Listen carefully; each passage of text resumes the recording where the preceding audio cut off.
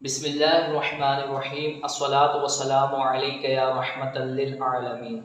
آج انشاءاللہ الرحمن سلسلہ قرآنی سیغے کے اندر ہم محیطن کی تعلیل پڑھنے کی سعادت حاصل کریں گے۔ محیطن اس کا معنی ہے گھیرنے والا۔ محیطن اسم فاعل ہے، صیغہ واحد مذکر ہے، سا اقسام میں یہ اسم ہے، شش اقسام میں ثلاثی مزید فی ہے، ہفت اقسام میں اجوف واوی ہے، اس کے حروف اصلیہ حا، واو اور طا ہے۔ محیطن کی اصل محوطن بروزن مفعلن ہے، جیسے مکرمن یہ باب افعال سے ہے۔ محوطن سے محیطن اس قاعدے کی وجہ سے ہوا۔ قاعدہ کیا ہے؟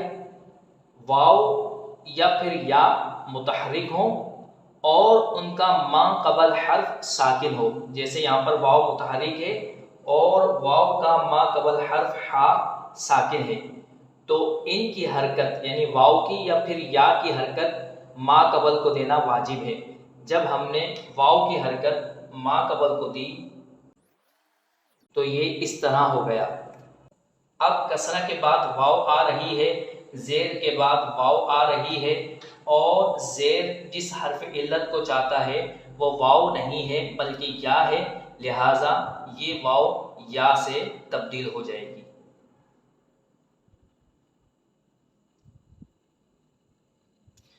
محوطن سے محیطن بن گیا۔